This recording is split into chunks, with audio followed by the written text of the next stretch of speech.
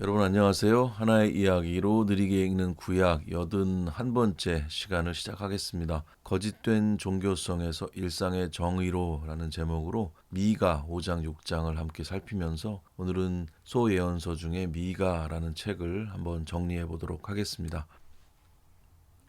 예배와 일상이라는 주제를 가지고 잠깐만 우리 생각을 해보고 오늘 공부로 들어갔으면 좋겠는데요. 사실 우리는 종교적인 열심을 가지고 있습니다. 그리고 우리가 그런 종교적인 열심을 표현하고 싶을 때 이렇게 눈에 보이는 큰 예배라든지 아니면 대단한 헌신 이런 것들에 좀 관심을 갖고 좀 집중을 하게 되는 것 같습니다. 그리고 그런 기회들이 또 많이 주변에 열려 있기도 하고요. 뜨겁게 찬양하고 또 열심히 예배드리고 또 열심히 헌신하고 봉사하면 나의 신앙이 왠지 온전해 보이는 것 같은 느낌 이런 것들을 갖게 되는 것 같습니다. 그런데 오늘 함께 우리가 살펴볼 미가 5장과 6장은 그런 종교적인 열심 또 종교적인 형식이 가지는 그런 거품들에 대해서 살펴볼 수 있는 책이라고 말할 수 있습니다. 우리가 가지고 있는 이런 종교적인 열심들이 의미가 없는 게 아니겠지만 실제로 그것이 의미가 있으려면 어떤 것들이 반드시 있어야 하는지를 살펴볼 수 있는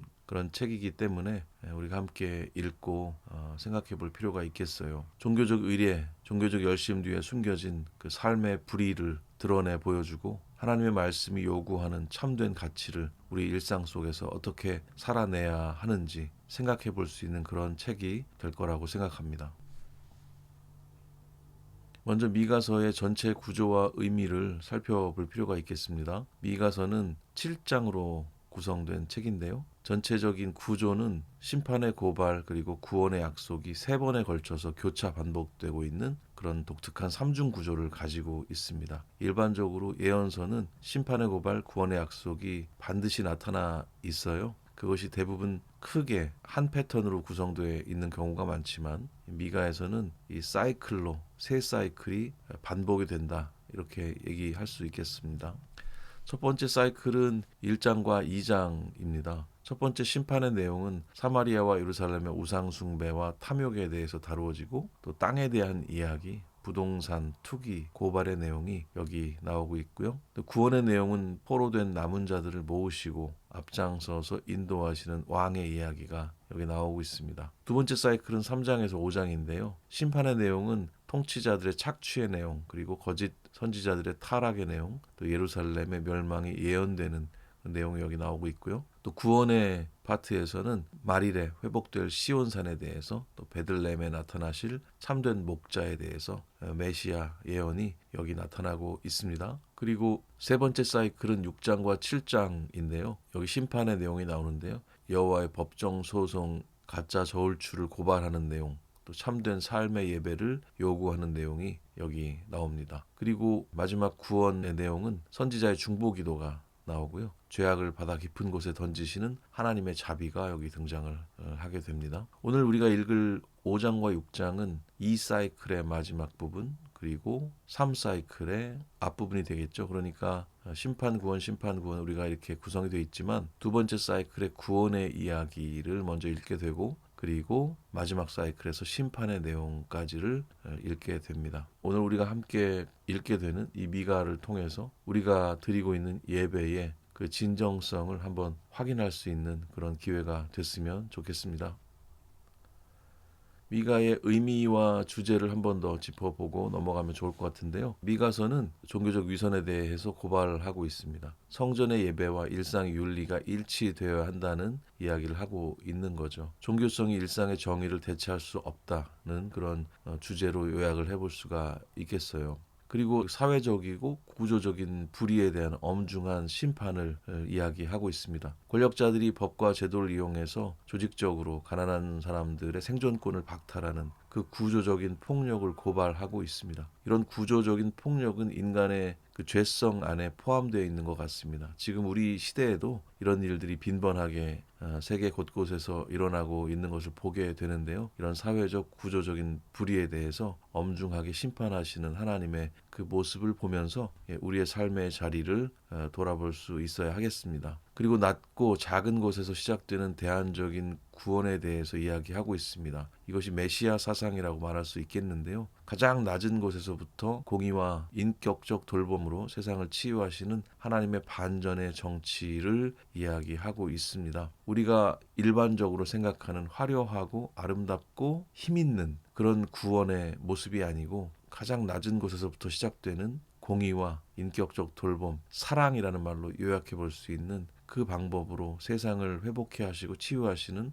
그 하나님의 모습을 우리가 발견하게 되는데요. 이것은 반전의 정치라고 적어 놨지만 사실은 하나님의 반전이라기보다는 우리가 가지고 있는 세속적 의식이 온전한 진리를 만났을 때 충격이라고 말하는 게 더 합당할 거라는 생각이 듭니다. 하나님이 이랬다 저랬다 하시는 분이 아니시고 우리가 이랬다 저랬다 하는 것이고요. 하나님의 모습이 우리에게 반전으로 느껴질 만큼 우리가 하나님의 성품으로부터 멀리 떠나 있었다라고 우리 스스로를 진단하는 것이 훨씬 바른 시각이라는 생각이 듭니다. 이제 본문으로 들어가 보겠습니다. 5장 1절에서 3절 말씀입니다. 딸 군대여 너는 때를 모을지어다. 그들이 우리를 애워쌌으니 막대기로 이스라엘 재판자의 뺨을 치리로다. 베들레헴 에브라다야 너는 유다 족속 중에서 작을지라도 이스라엘을 다스릴 자가 네게서 네게로 나올 것이라. 그의 근본은 상고에 영원에 있느니라. 그러므로 여인이 해산하기까지 그들을 붙여 두시겠고 그 후에는 그의 형제 가운데 남은 자가 이스라엘 자손에게로 돌아오리니. 미가 5장은 제국의 압제 속에서 절망하는 그 이스라엘에게 임하게 될 반전의 약속으로 시작합니다. 1절에서 대적의 군대에 둘러싸여서 모욕을 당하는 그 비참한 현실을 언급한 후에 2절과 3절에서 놀라운 메시아의 도래를 선포하고 있습니다. 유다 족속 중에 가장 작고 보잘것없는 그 베들레헴 에브라다에서 이스라엘을 다스릴 자가 나올 것이라고 말씀하고 있어요. 그의 근본은 상고의 영원에 있다 이렇게 기록하고 있습니다. 여기서 다스릴 자는 모셸이라고 적혀 있습니다. 세상의 제국들처럼 억압하고 착취하는 군주의 모습이 아니고 하나님의 공의로 다스리는 참된 목자를 뜻하는 말입니다. 눈에 보이는 거대함, 또 화려함을 쫓는 세상의 가치관을 뒤흔들면서 하나님은 가장 낮고 작은 곳에서부터 영원한 구원의 역사를 시작하신다 말할 수 있습니다. 5장 4절에서 5장 상반절 읽어보겠습니다. 그가 여호와의 능력과 그의 하나님 여호와의 이름의 위엄을 의지하고 서서 목축하니 그들이 거주할 것이라. 이제 그가 창대하여 땅끝까지 미치리라. 이 사람은 평강이 될 것이라. 4절과 5절 상반절은 그 목자가 다스리는 그 나라의 평안함 또 안전함을 묘사하고 있습니다. 4절을 보시면 그가 여호와의 능력과 그 하나님 여호와의 이름의 위엄을 의지하여 서서 목축할 것이라 이렇게 말하고 있는데요. 그 결과 백성들이 안전하게 거주하게 되고 또 그의 창대함이 땅끝까지 미친다 이렇게 적혀 있어요. 5절 상반절에는 이 사람은 평강이 될 것이다 이렇게 선언을 하고 있죠. 평강은 샬롬이라는 단어를 사용합니다. 이 평강이라고 하는 것은 단순한 전쟁의 부재 전쟁이 없다 이런 의미라기보다는 사회 구조 전체가 하나님의 정의 안에서 온전하게 회복된 상태를 말합니다. 백성을 쥐어짜는 그 거짓 지도자들과는 달리 참된 통치자는 자기 능력이 아니라 하나님의 이름으로 양떼를 돌보면서 공동체에 참된 안전을 선물하는 사람이다. 이런 생각을 하게 됩니다. 이제 5절 하반절에서 9절까지 말씀 읽겠습니다. 아수르 사람이 우리 땅에 들어와서 우리 궁들을 밟을 때에는 우리가 7 목자와 8 군왕을 일으켜 그를 치리니 그들이 칼로 아수르 땅을 황폐하게 하며 니므롯 땅 어귀를 황폐하게 하리라. 아수르 사람이 우리 땅에 들어와서 우리 지경을 밟을 때에는 그가 우리를 그에게서 건져내리라. 야곱의 남은 자는 많은 백성 가운데 있으리니 그들은 여호와께로부터 내리는 이슬 같고 풀 위에 내리는 단비 같아서 사람을 기다리지 아니하며 인생을 기다리지 아니할 것이며 야곱의 남은 자는 여러 나라 가운데와 많은 백성 가운데 있으리니 그들은 수풀의 짐승들 중에 사자 같고 양떼 중에 젊은 사자 같아서 만일 그가 지나간즉 밟고 찢으리니 능히 구원할 자가 없을 것이라. 네 손이 네 대적들 위에 들려서 네 모든 원수를 진멸하기를 바라노라. 5절 하반절에서 9절까지는 제국의 위협에 맞서고 있는 그 야곱의 남은 자들이 가지게 될 그런 정체성을 보여주고 있습니다. 이중적인 정체성이라고 말할 수가 있는데요. 여기 아수르가 우리 땅을 밟을 때 7목자와 8군왕을 일으켜 그들을 치실 것이라고 말씀하고 있는데, 이어서 7절과 8절은 남은 자들을 두 가지로 비유하고 있습니다. 여호와께로부터 내리는 이슬 같아서 생명을 살리는 존재가 되는 동시에 숲속의 사자 같아서 대적들을 밟고 멸하는 강력한 승리자가 될 거라는 거죠. 여기서 이슬은 탈이라고 적혀 있습니다. 이슬이라는 단어의 의미는 사람이 아니라 하나님께서 내려주시는 그 생명의 은혜를 가리킵니다. 세상의 권력에 주눅들지 않고 오직 하나님의 생명력, 그리고 공의의 힘, 그것으로 세상을 변화시키는 하나님 나라 백성들이 가지는 삶의 에너지를 알게 해주는 대목인 것 같습니다. 10절에서 15절입니다. 여호와께서 이르시되 그날에 이르러는 내가 네 군마를 네 가운데에서 멸절하며 내 병거를 부수며 네 땅의 성읍들을 멸하며 네 모든 견고한 성을 무너뜨릴 것이며 내가 또 복수를 네 손에서 끊으리니 네게 다시는 점쟁이가 없게 될 것이며 내가 네게 새긴 우상과 주상을 너희 가운데에서 멸절하리니 네가 네 손으로 만든 것을 다시는 섬기지 아니하리라. 내가 또 네 아세라 목상을 너희 가운데에서 빼버리고 네 성읍들을 멸할 것이며 내가 또 진노와 분노로 순종하지 아니한 나라에 갚으리라 하셨느니라. 5장 마지막 단락인 10절에서 15절은 하나님이 이스라엘 내부에 거짓된 그 의지할 곳들을 직접 무너뜨리시는 정화의 과정이라고 말할 수가 있겠어요. 10절, 11절을 보면은 그날의 군마를 멸절하시겠다. 또 병거를 부수시겠다. 성읍들과 견고한 성들을 무너뜨리시겠다라고 말씀하고 계세요. 12절부터 14절에서는 복술과 우상, 주상과 아세라 목상을 다 찍어버리겠다고 말씀하고 계십니다. 이스라엘이 자랑하던 국방력 또 종교적 우상들이 도리어 그들을 타락하게 만든 그 원인이 되었기 때문이죠. 여기서 주상은 마체바라고 적혀 있는데요. 신의 임재를 약속받았다고 착각하게 만드는 그런 종교적인 기념비를 뜻합니다. 하나님께서는 우리가 안전망이라고 믿고 움켜쥐고 있던 그 세속적인 힘, 기복적인 종교성 이런 것들을 철저하게 깨뜨려 버리시면서 오직 하나님 한 분만을 의지하고 신뢰하도록 이끄신다고 말할 수 있습니다. 6장으로 넘어가서 6장 1에서 3절입니다. 너희는 여호와의 말씀을 들을지어다. 너는 일어나서 산을 향하여 변론하여 작은 산들이 네 목소리를 듣게 하라 하셨나니 너희 산들과 땅의 견고한 지대들아 너희는 여호와의 변론을 들으라. 여호와께서 자기 백성과 변론하시며 이스라엘과 변론하실 것이라. 이르시기를 내 백성아 내가 무엇을 네게 행하였으며 무슨 일로 너를 괴롭게 하였느냐 너는 내게 증언하라. 6장으로 넘어오면 여호와의 소송 법정이 열리는 것을 보게 됩니다. 1절과 2절에서 하나님은 미가에게 일어나서 산들 앞에서 변론하라고 말씀을 하고 계세요. 변치 않는 그 자연의 증인인 산과 땅의 견고한 그 지대들을 향해서 이스라엘의 죄를 고발하시는 그런 상황이라고 볼 수 있습니다. 3절에서 하나님은 내 백성아 내가 무엇을 네게 행하였고 무슨 일로 너를 괴롭게 하였느냐 너는 내게 증언하라고 하시면서 아프게 물으시고 있습니다. 이스라엘이 하나님을 거역하고 우상에게 달려갔던 이유가 혹시 나 때문이냐 내가 너희들을 괴롭혔기 때문이냐라고 하는 하나님의 그 눈물 어린 호소라고 볼 수가 있어요. 피조물이 창조주를 배반한 이 불합리한 현실을 온 우주 앞에서 이렇게 고발하시면서 계약관계 이 언약을 깨뜨린 쪽이 누구인지를 분명하게 하고 있는 장면이라 말할 수 있습니다.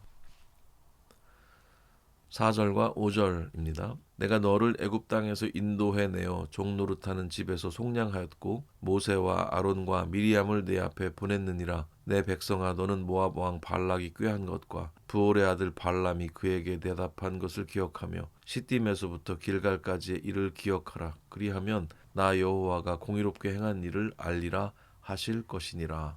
4절과 5절에서 하나님은 이스라엘을 향해서 과거에 베푸셨던 그 큰 구원의 은혜를 다시 한번 생각하게 하십니다. 4절에서는 애굽 땅에서 인도해 내서 종노릇하던 집에서 속량하셨고 또 모세와 아론, 미리암을 보내셨음을 여기서 언급을 하고 있어요. 5절에서는 모압 왕 발락의 꾀 그리고 부올의 아들 발람이 응답한 것을 기억하라고 말씀하십니다. 시딤에서부터 길갈까지의 일을 기억하라고 하시는 것은 약속의 땅에 들어오기까지의 모든 과정을 잊지 말라고 하는 말씀이죠. 여기서 구원의 역사는 치드코트라고 적혀 있는데 하나님의 공의로운 구원의 행동들을 의미합니다. 이스라엘이 먼저 잘해서가 아니고 하나님이 신실하게 공의를 행하셨다는 사실을 기억할 때 비로소 현재의 이 왜곡된 신앙에서 돌이킬 수 있다는 것을 말씀하고 계시는 겁니다.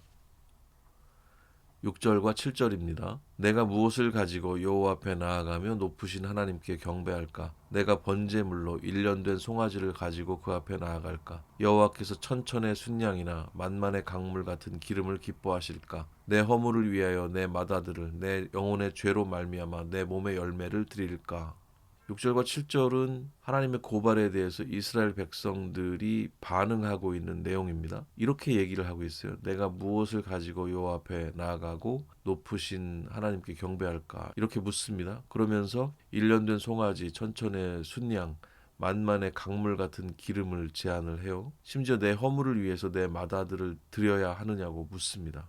이 고백은 굉장히 헌신적인 것처럼 보이지만 사실은 하나님을 이런 물질들로 얻으려고 하는 종교적인 위선이라 말할 수 있습니다. 삶의 공의는 팽개쳐버리고 화려하고 비싼 재물만 바치면 하나님의 마음을 얻을 수 있다고 착각하는 오만이라고 말할 수 있습니다. 종교적 의례가 일상의 악행을 가리는 그런 면죄부가 될 수 없다는 사실을 우리가 기억해야 하겠습니다.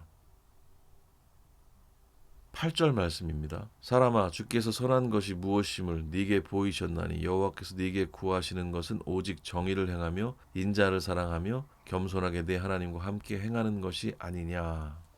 이 8절은 6, 7절의 인간의 반응에 대한 하나님의 대답이라고 할 수 있는데요. 미가서를 관통하는 가장 중요한 메시지라고 말할 수 있습니다. 사람아 주께서 선한 것이 무엇임을 네게 보이셨나니 여호와께서 네게 구하시는 것은 오직 정의를 행하며 인자를 사랑하며 겸손하게 네 하나님과 함께 행하는 것이 아니냐 이렇게 말씀을 하시거든요. 하나님은 거창한 재물이 아니고 삶의 태도를 원하고 계십니다. 여기서 정의는 우리가 자주 언급했던 미슈파트고요. 인자는 약속의 신실한 사랑을 의미하는 헤세드입니다. 참된 신앙이란 무엇일까요? 성전 안에서의 화려한 예식, 예배 이런 것들이 아니고 이웃을 공정하게 대하고 약자에게 자비를 베풀고 매일의 일상 속에서 주님과 겸손히 동행하는 그런 삶의 태도, 그것이 바로 예배라고 하는 것. 그것을 여기서 다시 한번 명확하게 정리해주고 계신 겁니다.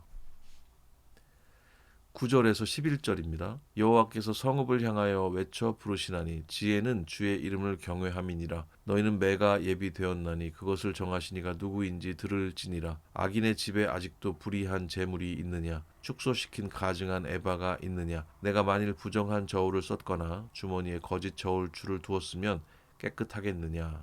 9절에서 11절은 앞에 선포된 8절의 정의가 다 무너진 그 이스라엘의 구체적인 일상의 현실을 이렇게 보여주고 있습니다. 9절에서 지혜는 주의 이름을 경외하는 것이다 선언하신 뒤에 10절과 11절에서 일상 속에 가득한 불의를 보여주고 계십니다. 악인의 집에 여전히 축소된 가짜 에바가 있고 부정한 저울 그리고 주머니 속에 거짓 저울추가 가득합니다. 성전에서는 대단한 예배를 드리면서도 시장에 나와서는 가짜 저울로 가난한 이웃들의 삶을 피폐하게 만들고 있었던 거죠. 종교적 태도가 일상 속에서의 정직한 태도와 분리될 때 그것은 신앙이 아니라 사기에 불과하다는 사실을 여기서 아프게 고발하고 계신 겁니다.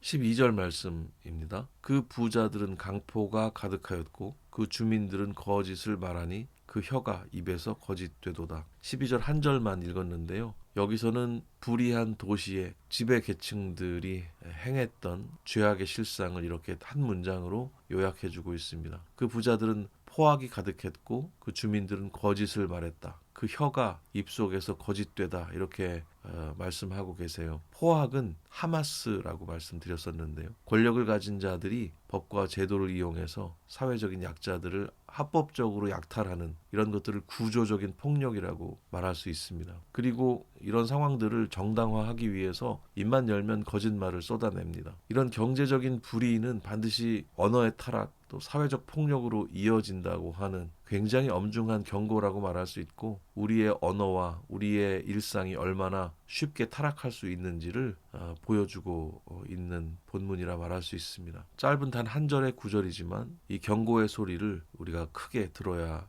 할 것 같습니다. 13에서 15절입니다. 그러므로 나도 너를 쳐서 병들게 하였으며 내 죄로 말미암아 너를 황폐하게 하였나니 네가 먹어도 배부르지 못하고 항상 속이 빌 것이며 네가 감추어도 보존되지 못하겠고 보존된 것은 내가 칼에 붙일 것이며 네가 씨를 뿌려도 추수하지 못할 것이며 감람 열매를 밟아도 기름을 내 몸에 바르지 못할 것이며 포도를 밟아도 술을 마시지 못하리라. 13에서 15절 말씀 읽었는데요. 불의한 방식으로 쌓아올린 풍요가 얼마나 허망하게 무너질지를 선포하는 심판의 내용입니다. 13절에서 하나님은 너를 쳐서 무너지게 하고 너의 죄로 말미암아 너를 황폐하게 하겠다 말씀하고 있습니다. 14, 15절을 보면 먹어도 배부르지 못하고 감추어도 보존되지 못하고 씨를 뿌려도 추수하지 못하고 감람 열매를 밟아도 기름을 몸에 바르지 못할 것이다 이렇게 말씀하고 있고요. 가짜 저울로 남의 것을 빼앗아서 풍요를 누리려 했지만 하나님이 그 모든 소득의 열매를 거두어 가실 것이다 말씀하십니다. 부정한 방법으로 얻은 이익은 우리를 채우지 못할 것이고 삶의 진정한 복이라고 하는 것은 오직 공의로운 관계 안에서만 주어진다. 이런 삶의 질서를 여기서 확인할 수 있습니다. 오늘의 마지막 단락인데요. 16절 말씀 읽겠습니다. 너희가 오므리의 율례와 아합 집의 모든 예법을 지키고 그들의 전통을 따르니 내가 너희를 황폐하게 하며 그의 주민을 사람의 조속거리로 만들리라. 너희가 내 백성의 수욕을 담당하리라. 마지막 16절은 이스라엘의 영적인 윤리적인 파멸의 궁극적인 그 원인을 짚어내고 있습니다. 너희가 오므리의 율례와 아합 집의 모든 예법을 지키고 그들의 전통을 따르니 이렇게 말하고 있죠. 너희를 황폐하게 할 것이고 너희 주민을 사람의 조속거리로 만들겠다 이렇게 이어서 말씀을 하고 계십니다. 오므리와 아합이 누굽니까? 이스라엘의 역사상 가장 우상 숭배가 심했고 정경 유착을 일삼았던 그리고 불의한 약탈을 행했던 그 권력의 상징이라고 말할 수 있거든요. 하나님의 정의를 버리고 제국의 가치관을 그대로 복제하면서 살아간 그 대가는 비참한 수치일 뿐이다. 이렇게 정리를 할 수 있습니다. 세상의 성공 방식을 하나님의 백성들이 비판 없이 답습하게 될 때 하나님께서 징계하시고 결국 그들은 세상의 조롱거리가 될 거라는 것을 이렇게 엄중하게 경고하면서 6장이 마무리가 됩니다. 이렇게 5장과 6장 말씀을 읽었습니다. 예, 이렇게 5장과 6장 본문 말씀을 읽었습니다. 심판과 회복의 이 구조가 3번 반복되는 미가의 구조를 우리가 먼저 말씀을 드렸었는데요. 5장은 두 번째 사이클의 회복의 내용, 또 6장은 세 번째 사이클의 심판의 내용을 연결하면서 우리가 읽게 되었습니다. 심판과 회복의 내용으로 마무리하면 따뜻하겠지만 회복의 모습을 먼저 보고 심판의 모습을 통해서 우리의 현실을 다시 한번 생각해 보는 것, 이런 방식도 나름 의미 있는 읽기가 될 수 있겠다 싶습니다. 예, 이제 퀴즈를 통해서 오늘 본문의 내용을 확인해 보는 시간 갖도록 하겠습니다. 1번 미가 5장에서 보잘것없는 베들레헴 에브라다에서 참된 통치자가 나오리라는 예언이 오늘날 우리에게 주는 본질적인 메시지는 무엇입니까? 1번 대형 도시 중심의 부동산 개발이 신앙적으로 유익하다는 의미. 2번 세상 제국처럼 힘과 화려함으로 억압하는 구조를 깨뜨리시고 낮고 겸손한 방식으로 하나님의 공의를 시작하신다는 반전의 메시지. 3번 메시아는 반드시 군사적 무기를 가지고 로마 제국을 물리쳐야 한다는 국방의 의무. 4번 예루살렘의 성전 제사를 전면 폐지하고 시골로 교회를 다 옮겨야 한다는 주장. 예, 정답은 몇 번일까요? 네, 정답은 2번이 되겠죠. 세상의 제국, 힘과 화려함, 억압하는 구조를 깨뜨리신다는 것. 낮고 겸손한 방식, 하나님의 공의, 이런 것들을 우리가 함께 대조적으로 꼭 살펴보고 우리의 현재는, 우리의 관심은, 또 우리의 실천은 어느 쪽인가 정직하게 돌아볼 필요가 있겠습니다. 두 번째 문제입니다. 미가 6장 6, 7절에서 백성들이 천천의 순양이나 만만의 강물 같은 기름 혹은 자신의 맏아들을 제물로 제한한 행위 밑바닥에 깔린 영적 문제점은 무엇입니까? 1번 제물의 양이 너무 적어서 하나님을 만족시키지 못한 부족함. 2번 이웃을 향한 일상의 공의와 정직은 무시한 채 거창한 종교적 의례와 비싼 제물만 바치면 하나님의 심판을 피할 수 있다고 믿은 지독한 종교적 오만과 위선. 3번 고대 근동의 제사 예법을 정확하게 숙지하지 못해 발생한 절차적 오류. 4번 헌금을 너무 많이 해서 가게 경제를 파탄나게 만든 비합리적인 열심. 정답은 2번이 되겠죠. 종교적 오만과 위선의 모습을 우리가 본문을 통해서 볼 수가 있었습니다. 반복하지만 사실 그들만의 문제가 아니다. 우리들 안에 이런 오만 또 위선은 없는지 돌아보게 될 때 이 미가의 말씀이 우리에게 의미를 가지게 될 것이라는 생각을 합니다. 3번 문제입니다. 미가 6장 8절에서 하나님이 우리에게 요구하시는 참된 삶의 예배의 세 가지 핵심 요소는 무엇입니까? 1번 화려한 찬양, 대형 성전 건축, 철저한 금식 의례. 2번 정의를 행함, 인자를 사랑함, 겸손히 하나님과 동행함. 3번 복술의 활성화, 견고한 성읍 축조, 군마의 대량 증식. 4번 오므리의 규례 준수, 아합 가문의 예법 정착, 세상적 성공 방정식 답습. 여러분 어떤 게 정답이겠습니까? 본문에 나타나 있듯이 정의를 행함, 인자를 사랑함, 겸손히 하나님과 동행함. 이 세 가지 요소를 잘 숙지하시고 삶의 예배, 우리 삶의 자리에서 꼭 잘 드리시는 모든 분들이 되셨으면 좋겠습니다. 이제 생각과 정리의 시간입니다. 오늘 본문의 의미를 우리 삶의 자리로 가져와 보는 시간이죠. 우리 삶을 돌아보고 다시 한번 다짐해 보는 시간 되었으면 좋겠습니다. 세 가지 질문에 답해 보면서 우리의 삶의 자리를 돌아보고 다시 한번 다짐해 보는 시간이 되었으면 좋겠습니다.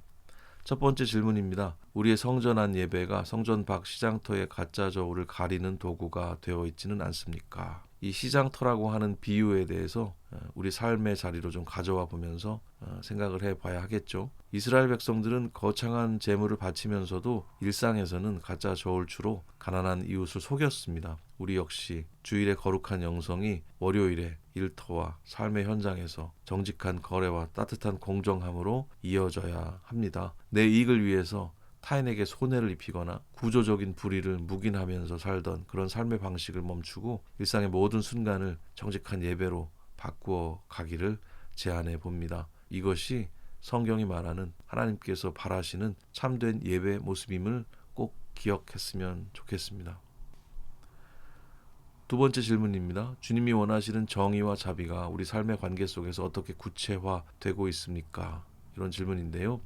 하나님은 거창한 종교적 퍼포먼스가 아니라 이웃을 공정하게 대하고 약자를 품어주는 신실한 사랑을 요구하십니다. 우리의 신앙이 개인적인 위로나 복을 구하는 이기적인 기복주의에 갇히지 않도록 해야 합니다. 내 주변에 소외된 이웃의 아픔에 공감하고 사회적 약자를 배려하는 작은 실천들을 통해서 하나님의 공의가 우리 삶의 관계망 속에서 계속 흐르도록 그렇게 실천하고 행동하기를 제안해 봅니다. 세 번째 질문을 던져봅니다. 세상의 풍요를 보장한다는 오므리와 아합의 규례를 은연중에 따르고 있지는 않습니까? 라는 질문입니다. 이스라엘은 세상적인 성공과 탐욕의 대명사였던 그 아합 가문의 예법을 따르다가 결국 파멸과 조롱의 길로 걸어갔습니다. 우리 내면에 자리 잡은 무한 경쟁의 가치관이라든지 수단과 방법을 가리지 않고 이기기만 하면 된다는 그 세상의 성공 방식을 내려놓아야 합니다. 조금 느리고 손해를 보더라도 매일의 일상 속에서 주님과 겸손히 발걸음을 맞춰서 걷는 참된 지혜의 길을 선택했으면 좋겠습니다. 오늘 세 가지 제안을 이렇게 드려보게 되었는데요. 제 이름이 이길승 아니겠습니까? 승리라는 것이 여러 가지 의미가 있겠지만 세상의 방식, 제국의 방식, 그 안에서 통용되는 승리의 의미보다는 하나님 나라의 방식으로 그렇게 승리하는 삶을 살기를 원하는 마음입니다. 함께 공부하시는 모든 분들 하나님 나라가 인정하는 그 승리의 삶을 살아가게 되시기를 축복합니다. 하나의 이야기로 느리게 읽는 구약 이렇게 81번째 시간을 정리하겠습니다. 거짓된 종교성에서 일상의 정의로라는 주제를 오늘 본문을 통해서 충분히 함께 생각해 본 시간이었습니다. 다음 시간 82강에서는 나훔 1장 2장을 함께 읽고 생각해보는 시간 갖도록 하겠습니다. 오늘도 함께 공부하는 시간 참 좋았습니다. 너무 수고가 많으셨습니다. 다음 시간에 반갑게 다시 뵙겠습니다. 감사합니다.